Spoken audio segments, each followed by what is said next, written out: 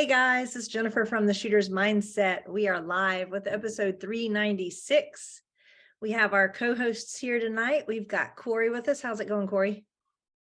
Really good. Dry again. Dry again. Mm-hmm. It's just when you have a precision rifle match that it's not dry. The Precision Rain Series reigns supreme. That's right. And our other co-host, Greg Cannon, how's it going? Pretty good, pretty good. And then our guest of the hour this week, who everyone really wants to hear from, is Grant Kunkel. How's it going, Grant? Doing great. All right. So to get us started, just for anybody that's not familiar with you, if you could start out by telling us a little bit about yourself and how you got into shooting. Yeah, so I grew up on a 6-acre farm in the middle of nowhere. So there wasn't much to do besides do stuff outside.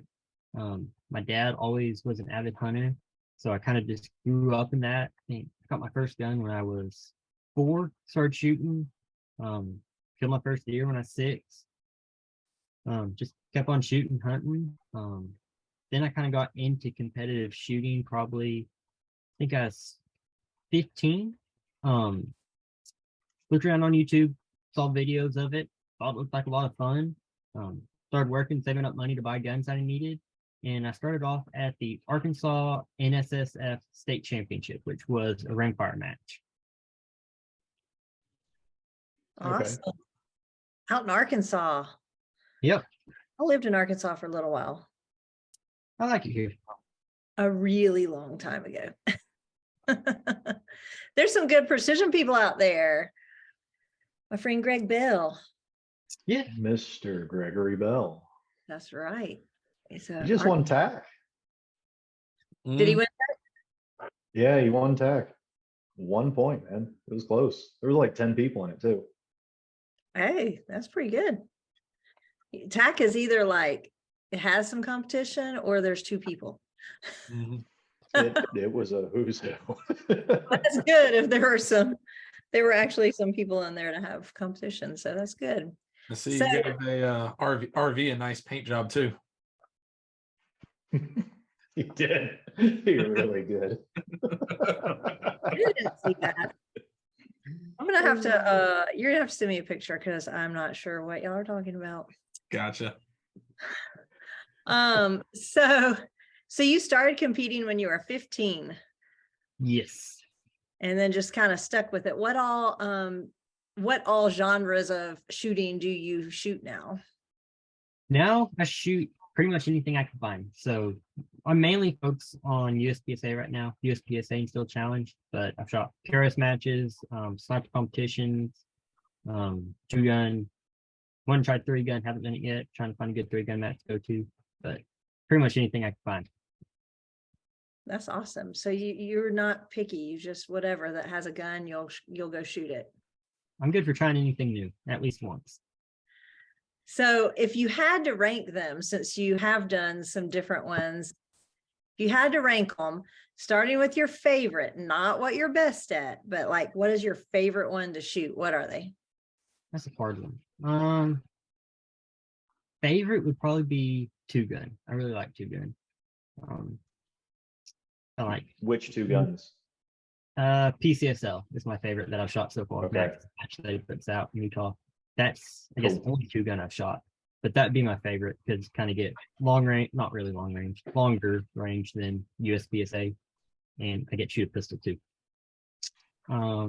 Probably next would be USPSA, kind of like the running gun stuff, a little bit more than Steel Challenge because a little bit more to it as of movement and shooting, and then probably go Steel Challenge, and then PRS. Okay. That's fair. Yeah, that's fair.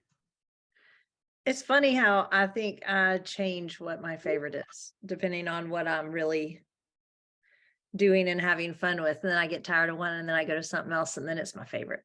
Yeah. It's just interesting how it goes that way. Do we have any lives? It looks like maybe. Oh, we've got a couple. William wants to know where you got your sweet frames from Hunters HD. That's actually an interesting story where I got those. I wanted a new pair of glasses. I went into Bass Pro Shop, and those were the only ones that fit me. So I got them. Okay. And they were, if I remember the story right, they're like a snowboarding goggle or something. Yes. So I live in Arkansas, and the lady told me we weren't even supposed to have these because apparently there aren't a lot of snowboarders in Arkansas. So they had one pair, and I got them. So it's not that Arkansas doesn't get cold weather and snow. It's that what are you going to snowboard? Because it's completely flat. Depends on where you're at. If you're in North Arkansas, Yeah. you can get a few hills. Yeah, Maybe. yeah. It's the Washita range, right? Washita, and Yeah. then a little bit of the Ozark. Yeah. The Ozarks are freaking beautiful. So I have a friend that has a place up there, and I mean the hunting there in the fall, just unreal, dude. Yeah. Yeah. So for people that don't know, what did you accomplish in Steel Challenge? So back in 2021, I set the new world record with a time that probably about 3 years previous people didn't think was really possible. I shot Okay. a 53.97. The Mhm. world record before that for the fastest time ever shot was a 57.80. So And I you shot, crushed it. that was the fast time. Rimfire rifle iron, which is what I set it in, the previous world record was 60 seconds. So That's Nice. crazy. 4 seconds is a really long time in shooting. Like people are like, oh, wow, okay, 4 seconds. No, 4 seconds is a long time. And like, if you watch the Olympics and watch them run track, just like watch someone cross the finish line, count 4 seconds, and then, how far behind that person would have to be. Like when you think of it like that, 4 seconds is an eternity. yeah, especially in Yeah. Still Challenge. Right, because you only get 8 stages, right? It's like Mhm. 195 rounds total. Yep. Yeah. So when you set that record, backing up, what is your training schedule like? Like when did you start training for that during the year? How many rounds are you putting down range? Like what is your practice schedule? Like how So much work does that really take? that took more work than I have ever done on anything before. So I really started working a year and a half before in Okay. 2020. Shot world speed 2020. Set the world record then, but Chris Barrett Mhm. beat me by just a little bit. So after that, I really got determined that I was going to win the next year. So it started the day I got back from Worlds at 2020. And I shot anywhere from 3 to 1,000 rounds a day, every single day for 365 days. It didn't matter if it was raining, snowing, I was outside practicing. So look, backing up for people that don't know like world speed, that's like multiple days of competition for someone at your level where you're not just shooting one entry, you're shooting multiple entries. It's a travel match. And so you've already trained up for that. And when Yeah. you say you came home the next day and started training, that is not normal for people to do. Yeah, not really. It's kind of fun to take a little bit of time off after you go Right. like that. Yeah. So like previously, how much time would you take off? Like a couple months before you touch a gun for Steel Challenge again? So really previous to that, I was about shooting almost every day year round for the past 3 years going up to that. I love Steel Okay. Challenge. I love doing it. And it seemed like I always wasn't quite good enough and kept losing. So I didn't stop practicing really ever. But now I have kind of got where I do take a few months off after major matches, especially towards winter. Mhm. That helps me stay motivated in the year actually. I can't agree with you more. If I can ask, what are you doing all winter? Honey. My I'm still man. shooting, just different stuff. Yeah. So what does your training look like for anybody that's like, I want to do that. I want to beat a world record. Like, do you dry fire? Do you live fire? How many hours a day? So in the past, especially the year that I was shooting to set the world record for world speed, I would do live fire for about an hour to 2 hours a day. I kept a journal of what I was shooting, the stages that I was shooting, my times on them for that day, what the weather was like, what I noticed while I was shooting.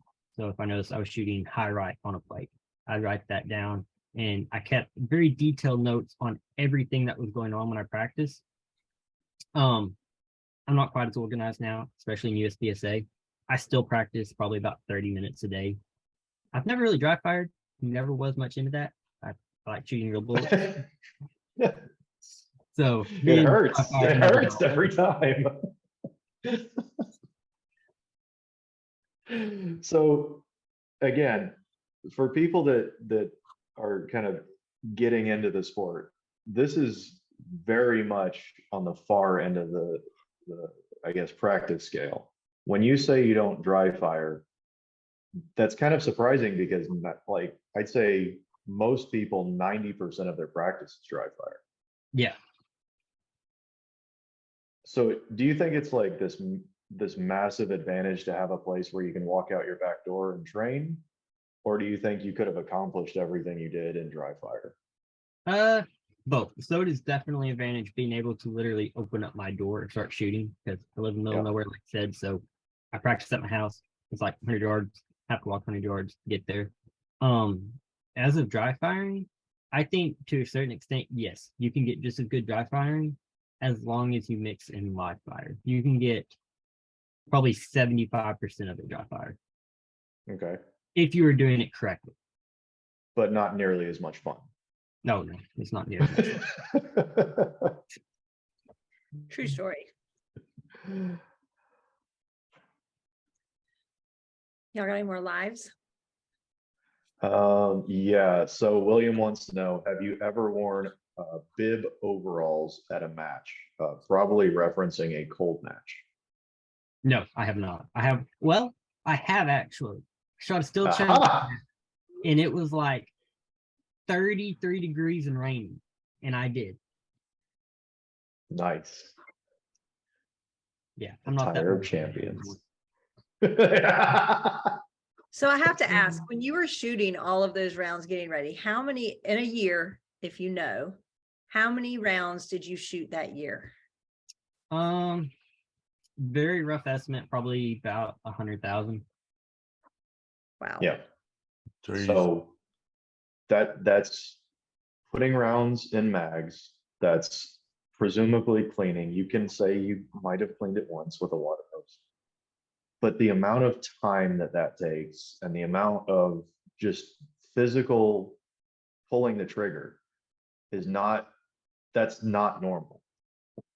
That's The main thing was insane. loading back. Loading And 100,000 rounds in 22 mags is not fun at all. Do you have a mag loader, Grant? I don't believe in mag loaders. They're stupid. And slow. I did have extremely large calluses on my thumbs though. Wow. I'm so proud of you. Rounds a week. I had my last steel challenge match that I shot. I had the greatest mag loader ever. I got a new gun, and my brother came into town and we wanted to do some competition. So I was like, yeah, I just shoot my gun. And then I think we convinced Jennifer to come and shot my gun. And then a couple that I worked with wanted to come and they shot my gun. And then the match director's gun went down and he shot my gun. I didn't load it in a single mag the entire match. It was great. There was like 8 people shooting one pistol, like our whole squad. Why That's did I awesome. shoot your pistol? I have my own 22. Because mine had a dot. I hate dots. Are you sure I shot that? I don't think I shot that. I don't like dots. I like irons. Atta girl. Yeah. Hear that, Grant? All I do when it's a Oh, dot, I still look for the front sight instead of the dot. My brain doesn't like looking for a dot. I don't know. Yeah. I was talking with a coworker about that today. I shoot iron sight pistols better than dot pistols because I don't shoot the pistol with the dot very much. Yeah, me too. Grant, what about you? You a irons guy or a dot I don't use the bumpy things. I don't know what those are there for.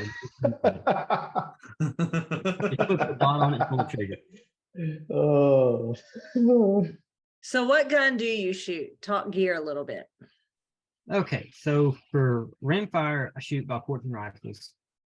I went through a bunch of different rifles, and the Valporten is the only one that would run 99.9% of the time, whether I cleaned it or not. So I kind of stuck with that one. Pistol wise, I shoot a CWA for a 22 pistol built around a 2011. So it feels a lot like my centerfire gun.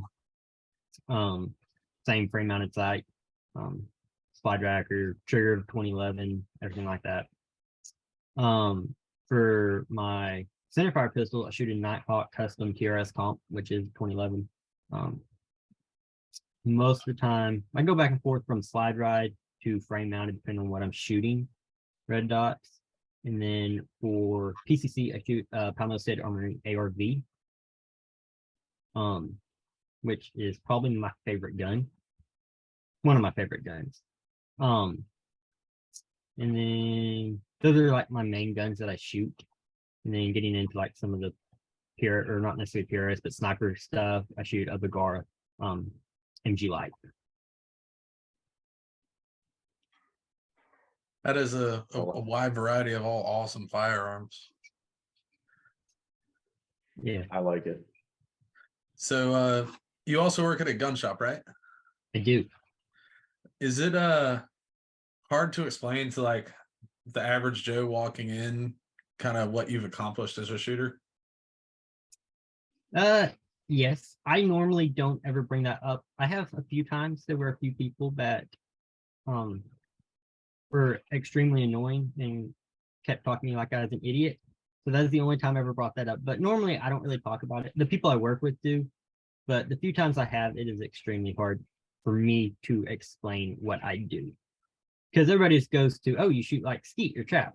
That's what they know. So it's kind of hard telling them exactly what I do. I think it's hard in general. Like at my job, some people know that I shoot. Well, most people know now, but when I first got this job, people would know that I shot, and they would say something to somebody else and they'd be like, you do what? You do you kill things? Like, what do you do? I'm like, no, I shoot steel on paper. Yeah, I agree. To people that have no experience in shooting sports, when they find out you're a competitive shooter, they think like, especially being a PRS shooter, they're like, oh, so like, you shoot like 1,000 yards from a bench, right? I'm like, no, not quite that. It's a little bit more fun. Yeah. Well, and then they're like, were you in the military? I'm like, no. Well, like, were you a police officer? No. And then they're like, well, then why do you do it? I'm like, because it's fun. I tell people I do it because I can't throw and I can't catch. No sports ball. I know sports ball. I definitely know Yeah. sports ball. Last time No, I tried but like, to your question, Greg, I think a lot of people don't understand, when Grant says he's shooting a couple thousand rounds, a day, 5,000 rounds of ammo is like 42 pounds, right? And when you're talking like 22. So when you're talking like that much ammo, that's how much kind of lead you're putting down range. That's how much you're putting those mags. It's a weird perspective to think like 100,000 rounds to like a guy that might shoot 20 rounds a year, 30 rounds a year to sight and deer rifles, or whatever he's doing sport shooting. Mhm. Do you ever like get the guy that just you see the light click, like, wait, you did what? Yes, for sure. Mainly when they see a video or you explain a little bit more, like I shot 5 different targets in 1.1 seconds or whatever, is when they're like, oh wow, that's actually like impressive, like that's fast. But That was most the first time video, that I truly hated you, by the way. You did 1.1 seconds on smoking hopes. Oh, You're not bitter, that's are you? it's so incredibly impressive to see like an athlete in a shooting sport do something that like I don't even think is possible, right? So like I used to have this conversation with Matt. Like Grant, you met Matt at Area 4.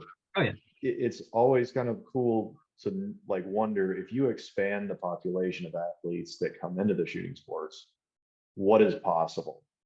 And then to see you do that at the match, I was like, well, you wouldn't pick Grant out as an athlete, but you're almost purpose built for that sport, right? Like your reaction time, what was your first shot on that? Usually like a 3 flat 0.0 or 0.3, Right. So like 0.28. That's my crazy. best first shot is like a 0.6. So you've already cut my reaction time in half.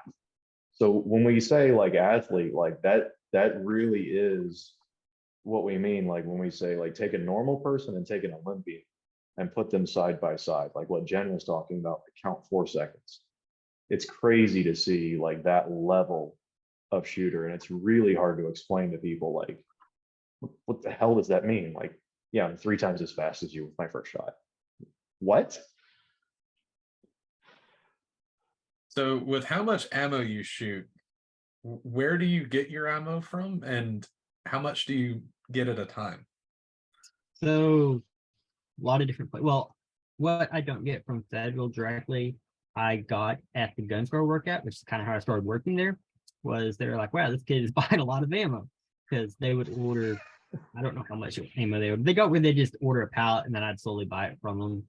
But not long after I started shooting, they started selling it to me just a little bit above cost, which was awesome because it made it where I could actually do that. So Arrigo's Gun from Hot Springs, Arkansas is where I bought most of it. So I got sponsored by Federal, and then they helped me quite a bit. That is awesome. I wasn't sure if you had like a roll-up door put in the side of the house so that the forklift could drop the pallet at a time, or Pretty much. Did you get weirded out the first time you got a pallet of ammo delivered? Oh yeah, 100%. Okay. It's really weird. Where do you store all of that? So I have everything in my room, which probably isn't the best idea. If the house ever catches on fire, I'm just gonna run because I have like 60,000 rounds of ammo and powder and primers and everything else. So yeah. Wow. We'll discuss offline. Oh, you can store some of that here if you'd like. If you want to bring 10 or 20 or 30,000 rounds over. Yeah. All right. So we're about at the midpoint of the show. Remember, if you're watching us live on Facebook, ask any questions you may have in the comment section of the video, and we'll ask it live on air. Other ways to catch us, you can always check back to the Shooter's Mindset Facebook page. The videos stay up there forever. We usually upload to all the podcast apps the night after the show. And then finally, everything eventually ends up on the Shooter's Mindset YouTube page. So that's a great place to look up past episodes. That's right. Check them all out. So, Grant, one of my favorite things about the shooting sports is getting new shooters involved because I think it's so fun. And I think that Steel Challenge is a great place to start shooters out, right? Because they're not having to run around with the gun. They can stand still. If they don't have a holster, they can start at low ready. I think it's very family friendly and just a great way to introduce people. So if you had people that were like, oh, maybe I want to do this, what advice would you give them to get started in it? Don't be scared. Ask a ton of questions. Go watch matches. There aren't any stupid questions. Nobody's born knowing anything. So no matter how, just don't be afraid to ask stuff. Go watch matches. Borrow people's guns and stuff. Nobody will ever mind if you ask to borrow their gun, shoot matches, or try stuff out, because there is a lot of gear to use and not all of it works for everybody. And it's a whole lot easier trying to figure out what you like before you start spending thousands of dollars on stuff that you realize doesn't work and you don't like. So get out, talk to people that are shooting matches, watch them, try their stuff out, figure out what you want, and then just start shooting. Shooting and then dry firing is a great way to get better. I don't have the patience for it, but if you do, it's a great way to get better. And then just get out and practice and shoot and have fun. Yeah, I that's agree. all great advice. I think a lot of people are real apprehensive about getting started. And then once they go to their first match, they're usually like, oh, wow, everybody's really nice and helpful and it's not so scary. Yeah. Occasionally you'll have a Jersey shooter that's kind of annoying, but for 99.999% of the shooting community is just good people that want to help you out and loan you gear or do whatever. I mean, I can't count the number of matches that someone has had something happen. Either their ammo wasn't working or their gun, something happened, or, their bag breaks or something. And everybody's always willing to share and even ammo, you'd think like, well, people aren't going to give me their ammo, and they're like, here, take 50 rounds and shoot this because yours is not working well. So I agree. I think not being scared is a good piece of advice. Yeah. So Yeah. actually, going back to my first match I shot, halfway through it, my gun broke.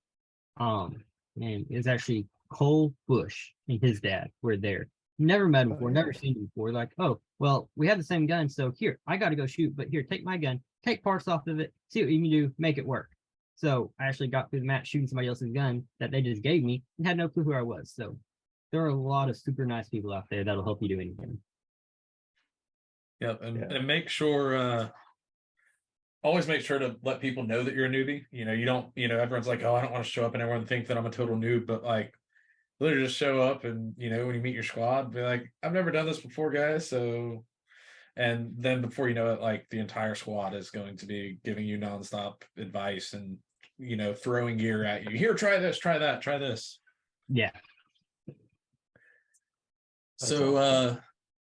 What were both your worst and your best match experiences? Not so much finishes, and it could be finishes, but like the best thing that's ever happened in a match you were at, and then the worst thing. Well, I haven't had too many bad ones. Probably I can't think of too many bad ones. My gun breaking would be the worst. I've had a few that does happen not long after I started shooting. Probably the best match would have to be World Speed that I won. That was a special match. Just being able to actually do that and all the work that went into it, and then being able to see it pay off, that would have to be the best. But worst, I really don't have a bad one. They've all been pretty good. You've never had really bad weather? I can tell you're not shooting a lot of PRS then. I mean, it's been cold, but I got to go shoot, so I was having fun. So probably the worst weather was in Georgia. I shot a still challenge match in Georgia, and we actually didn't get to finish the match because it rained so much and the wind blew that there was, I think, a good 1.5 feet of water covering the entire range and trees blew down. So that wow. But I got really good food out of it. So where was that at? It was in Georgia. It was 3 or 4 years ago. I don't remember where it was at. It was near Atlanta? I think so. At South River? Might have been. I don't remember, but I know there was. I still have red clay on stuff from that match. I don't know how it's followed me around still. I think I must have the worst luck. When I shot 3-gun, I shot the lady 3-gun match, and that was in the middle of a hurricane, not exaggerating. Literally a hurricane was hitting the coast, and we were 2 hours inland, I guess. But of course, when a hurricane hits, it doesn't just turn around and go back out in the ocean. It continues up. And so we shot the first day, and it was raining so hard, and it was so muddy that I will never forget this. I was riding around with Corinne Mosier in her car, and the shotgun stage, they had like all these clays out in the field, right? You have to go reset. We would go out there to reset and literally would get stuck in the mud. I mean, our feet, not a car, our feet would get stuck in the mud, and we would have to pull each other out. And then that person was stuck, and then you pull them out, and like literally our shoes were just sucking down into the mud. So then that night, when I got back to the hotel, I took my shotgun apart, and literally water like poured out of it. Like It was awful. And then the next day we woke up and we went down there and they were like, we're not going to be able to shoot today because the range is flooded. And it was the whole range. Like you could not, it was at the Clinton house. You could not get through. It was totally flooded. And so we ended up not shooting that day. And so we all went, got pedicures. Me and Jana Reed. I think Corinne went with. Anyway, we all went and got pedicures. Oh wow, old school Jana Reeves. Yeah, tells you how long ago that was. Yeah, Long time so ago. what's the kind of the craziest thing you've done outside of a match? Like you stack a lot of matches back to back to back, but you've also done some stuff at like outside of matches that's semi shooting related that's a little bit insane too.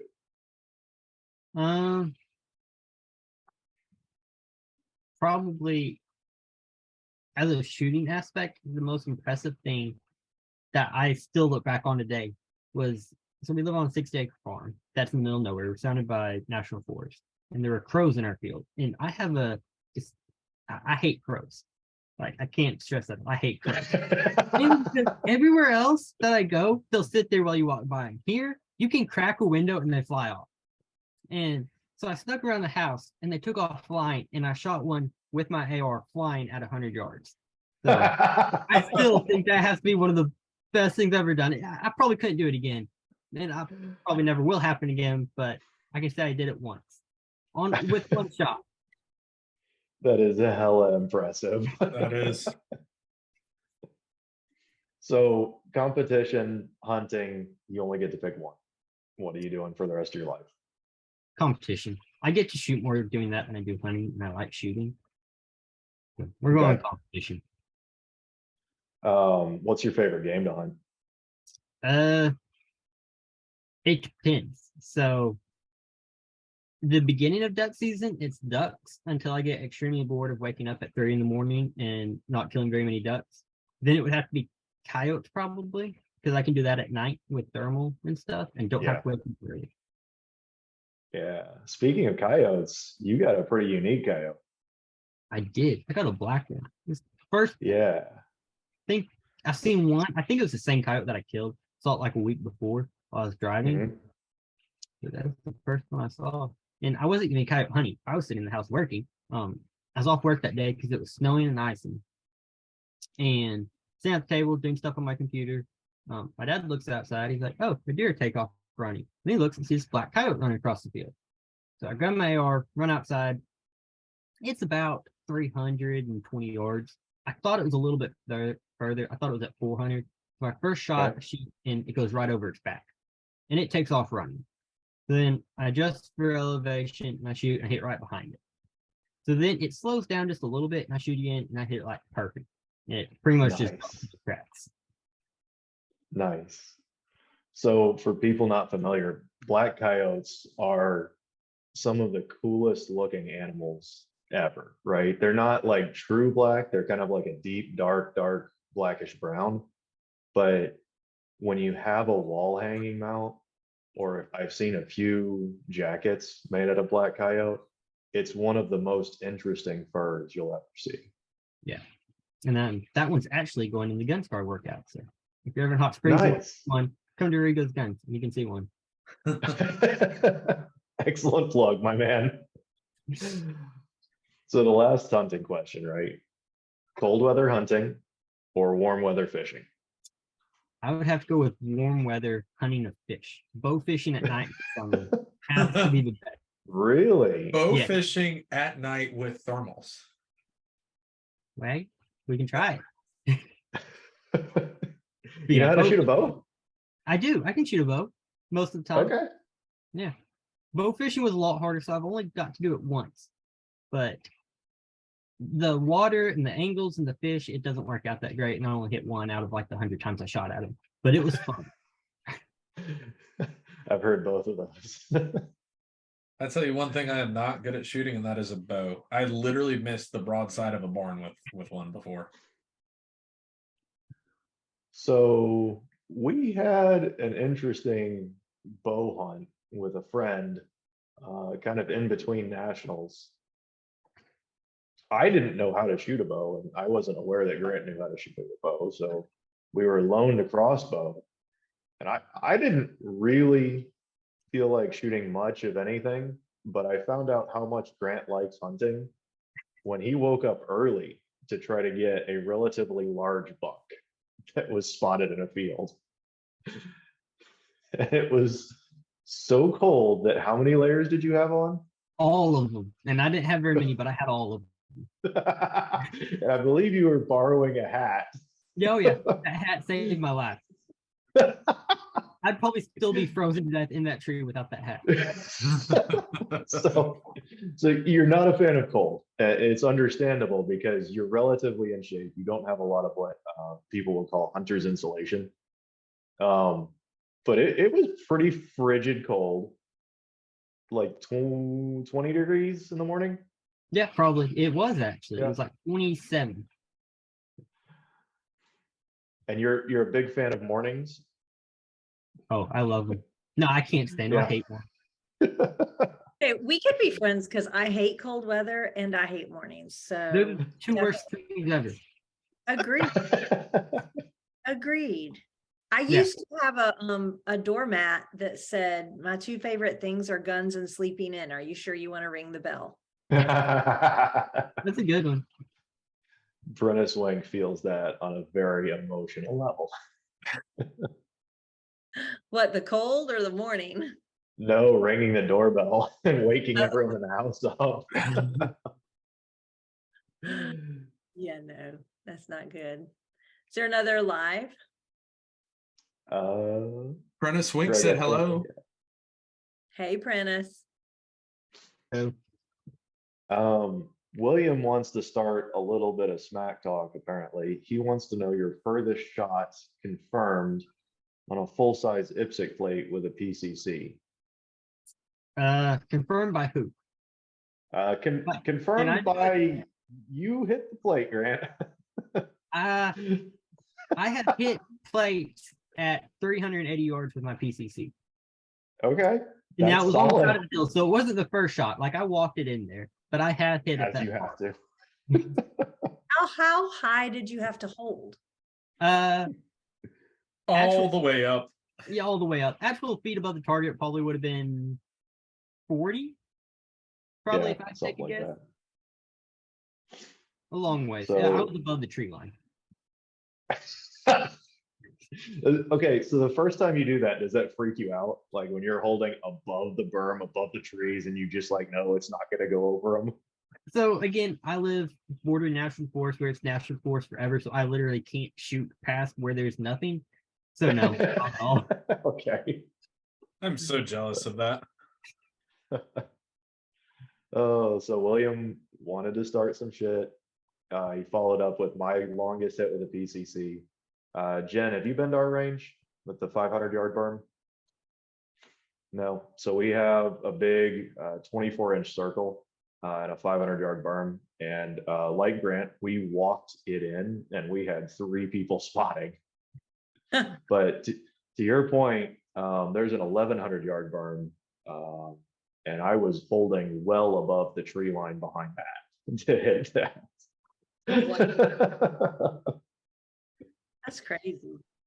Yeah, but you could definitely hear it. I bet so. Me and or Haywood and myself at the Guardian match at Arena, we decided that we were both working the match, so we decided our toys for the weekend were gonna be suppressed 22 ARs. So we both had our 1522s out there. Or no, I had my Tittman. And we had a little bit of a lull and we're like, I want to shoot steel. What can we shoot that's steel? And like the angle that the closest pistol targets, we'd be like throwing stuff towards other people. So we're like, all right, there's a rifle target. It was 420 yards with a 22 AR with little dots on it. And we're just like, all right, we're gonna shoot this thing. And we just took turns and eventually we mortared them in there with our little dots at 400 something yards on a 22 AR. It's kind of cool, right? It's fun. I did a thing. Yeah. I'll tell you, if you really want to try something like cowboy, get a 357 38 lever gun with like iron sights and shoot like 300 yards on a plate, it is a blast. I happen to know somebody that just bought one of those. We'll have to do that. There you go. My only, I don't have a PCC or any cool toys like that. My biggest, I guess, long shot that wasn't rifle was we had to shoot a pistol 125 yards. Oh, the boat I hit that thing twice. with not a lot of rounds. Yeah. But I couldn't hardly see it. People are like, where were you holding on the target? And I'm like, yes. The dot, like, my front sight covered the entire target. I aimed a little high, held my breath and prayed. I don't know. My Did you freaking call it? my dot covered the entire berm of the lake. Yeah, it was cool. It was like across a lake and there was an IPSC and you couldn't really see where you missed. I mean, it was like wet leaves behind it. I mean, if you hit really low, you'd hit water, but then you can't tell if you really hit water or if you hit the hole, somewhere in the vicinity and the splash got it, It was fun. Yeah, I don't have a PCC. I need to get one. They're fun. Mm-hmm. That would be fun.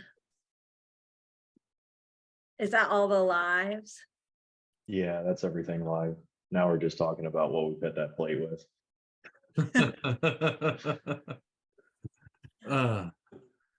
So, Grant, how does it feel to have the second best beard on the team?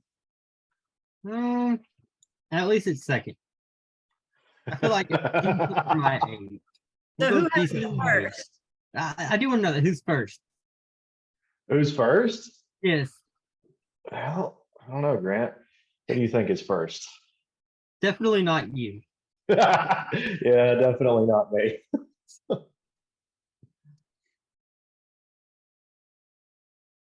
Who do you think's first, Grant? I don't know. It's always Jason. Always Jason. Yeah. Always Jason. We might need to see a picture of this beard so we can be the judge. I will gladly, I will agree. I will gladly agree even. His beats mine. Yeah, you've met Jason before. Jason, who though? Spradling. Oh, yeah. Well, I didn't know Yeah. there's Jason Waller, there's Jason Spradley, and there's like a lot of Jasons. Jasons are kind of like, Yeah. There's more than one person named Jason? yeah. Not to us. It's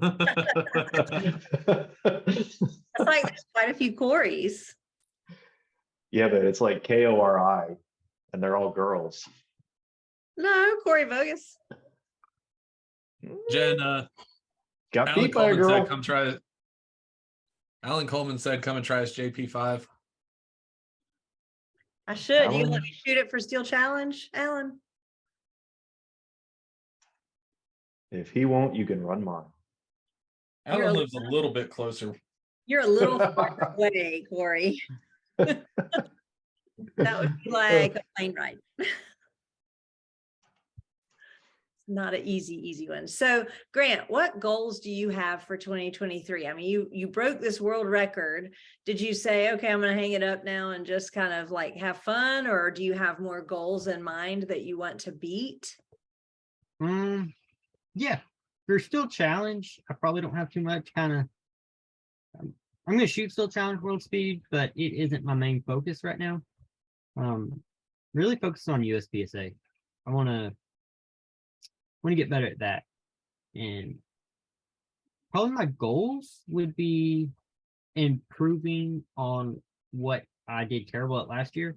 So being more efficient in stages, stage planning, and shooting faster and hitting better, which kind of seems ironic because isn't that what we all want to do? But that's kind of my goal for this year. I mean, those are good goals. Shoot faster and hit more stuff.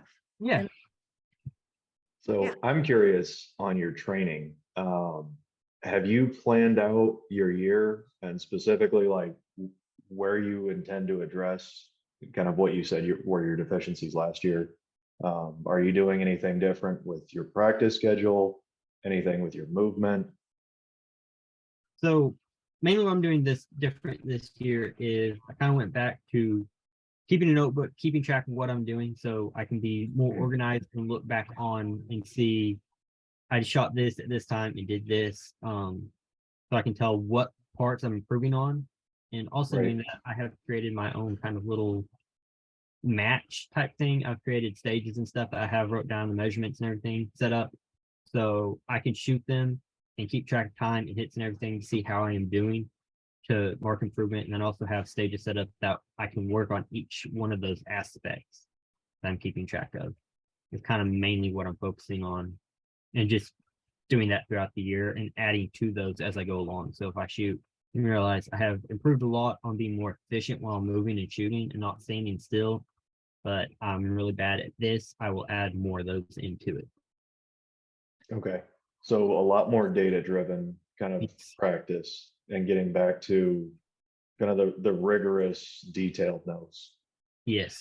So that is very unfun, but if you do half as much practice like that, you'll get 10 times more benefit from it than just going out and shooting. I 100% agree. It is very unfun. It is very hard for people to also keep themselves accountable. But also working on what you're bad at pays off, like you're saying, 10 times as much as just hitting splits. All those splits get chicks, so there's that. Everybody wants to do what they're good at, you know, because that's what's fun to go and like, you know, burn it down on the things you're good at. And then it's like, I don't want to practice that, you know. Like I remember shooting USPSA, people that never practiced one-hand shooting. And then they go to the match and they're like, oh, I hate this. And it's like, well, do you practice it? No, I hate it. Well, you're going to keep hating it if you don't practice it. You'll hate it even if you do practice it. I hate one-handed shooting. Same here. It's all right. Everybody hates it. So the playing field is even with it, I feel like. You know what's really odd though, is I always shot better. I am right-handed and I shoot right-handed, but I did better one-hand shooting with my left hand than my right. And I don't know if it's because I grip so hard with my left and I keep my right kind of relaxed and I grip with my left. So I don't know if it's because when I'm only doing left, I'm gripping harder. I don't know what it is, or if I'm just more careful because it's my left hand. I'm not sure, but right, I can spray all over. It looks like a shotgun pattern, and left, I am more, I don't know. I shoot better with it. It's weird. I've noticed something similar, and I actually did write this down over a couple different matches. Specifically in PRS is where I noticed it first, but I pay more attention to the fundamentals of a trigger pull with my left hand or non-dominant hand. That's something that I definitely paid attention to in pistol afterwards, and I think it made a pretty big difference in carry optics, especially with the dot. I can imagine. Yeah. Finding the dot with your offhand. And USPSA, what division do you shoot and what classification are you? I mainly shoot PCC and I'm Grandmaster. Very fun. You did play an open though. You're gonna split your time in open? Fun. Everybody wants to make fun of PCC for cheating. Open is the real cheater. Like you just pull the trigger really fast. You get twice as many points and it's easy. The gun doesn't move down. It like, doesn't. oh no, just relax your hand. That's you dipping the gun down, fighting the recoil. Just pull the trigger really fast. Gun doesn't move. Get twice as many points. I still hate that you're able to get like 12 and 11 splits on a gun that you literally picked up at nationals. You just gotta slap the trigger. Well, there's slap the trigger. Slap it harder and faster. Slap it harder. I still want one of the MPA pistols. Mm-hmm. I think those are pretty sweet. I almost won one, almost, except that I'm really terrible at cornhole. This is sad. These things are for winners. No. I'm horrible at cornhole too. Back to why I shoot. I should Back shoot to why I shoot. throw bean bags for sure. I know cornholes. I know throw.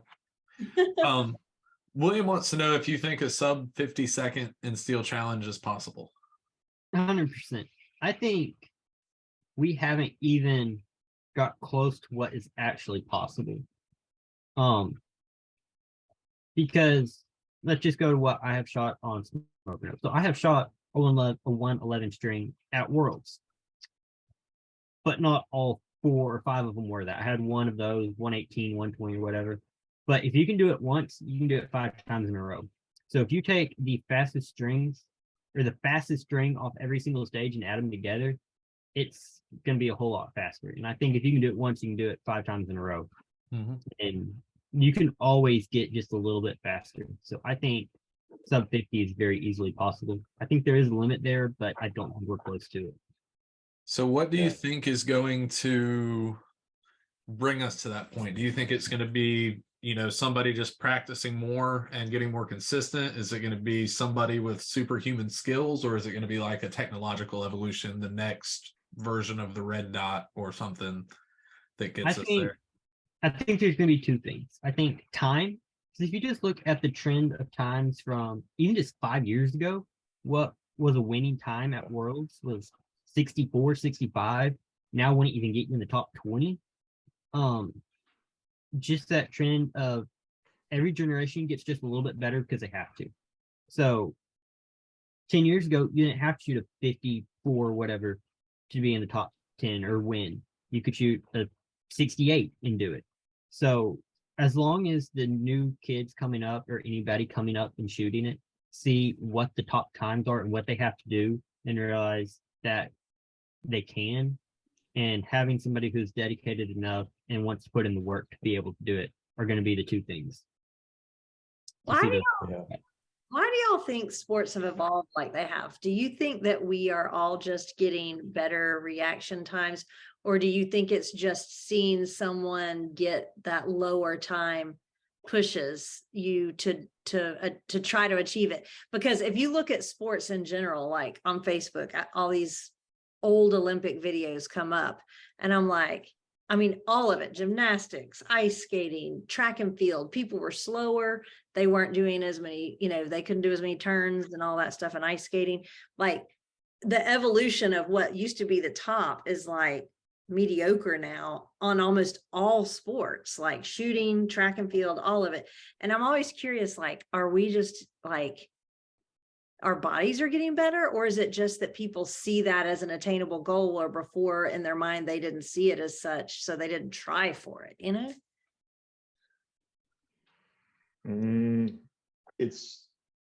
It depends on how established the sport has been. So for example, steel challenge as a sport is very young, right? Like Grant was saying, like 5 years ago, and especially in the center fire sport, most guys pick up shooting as an adult, right? BJ was one of the very few guys that picked it up as a kid-ish.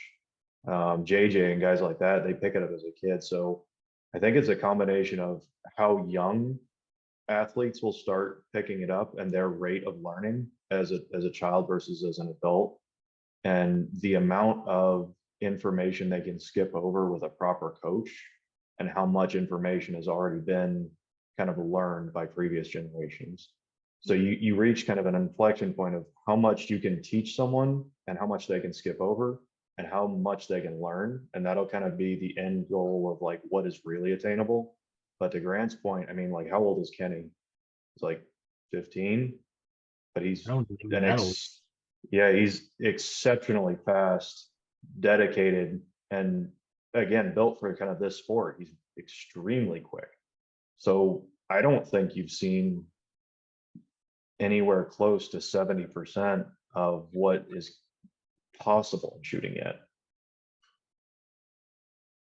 I think you're right. I think it's going to keep getting faster and faster. I mean, I think also the coaches and the information gatherers who can, spend 10, 20 years in a sport, learn everything there is to know, and then condense that down and feed it on to the next generation. I think that's a big help. But I also kind of agree with what Jen was saying about,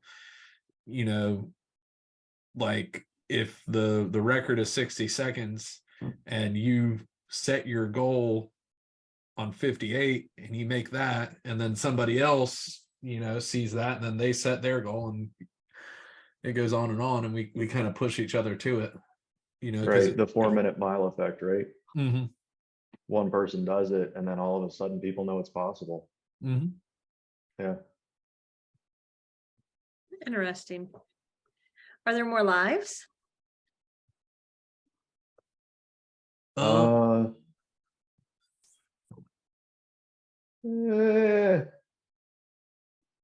Yeah, that good, huh? As Corey debates, do we need Yeah. this? So William did say that the combined sum of all current world records across any division is 50.27.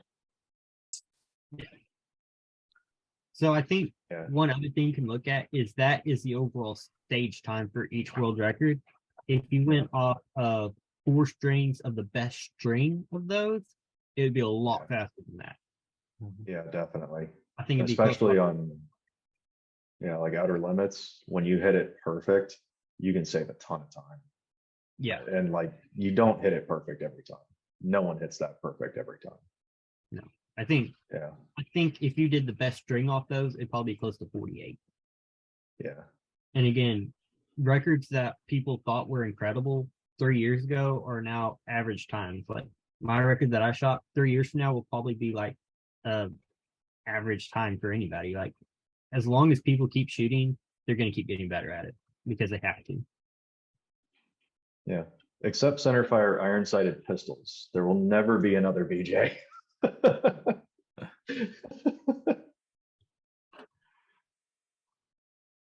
That all the lives? I I think do so. believe Yeah. so. Okay, I think we can wrap it up to shout outs. We usually do shout outs. We will let Corey go first. So Texas Precision Matches for getting me my dream job, Brent Swank. We'll hook you up. Weebad for keeping my cheeks comfortable with their mini stock pad. JP Rifles for this amazing steel challenge rifle. Federal for primers, shipped straight to the door. Vortex Optics for optics that I'm not worried about breaking. Hunter's HD Gold for the bitch and shades, and Ben Steger Pro Shop. All right, Greg, how about you? I have GSL suppressors, my favorite little pew quieters, shooters and sharpshooters of Augusta, our local indoor and outdoor ranges. PDC Custom, oh, that's not one back there tonight, but the most beautiful rifle chassis known to man. Shooters World Powder, Hunter's HD Gold, make my blind self less blind, and Fix It 6. All right, Grant, you got any shout outs? Yeah. So Rigo's Gun Store in Hot Springs, Arkansas. They've helped me a ton. Plus, it's the best gun store in Arkansas. Vortex for being the best optics out there and having the best warranty ever. And the best people to work with. They're awesome people.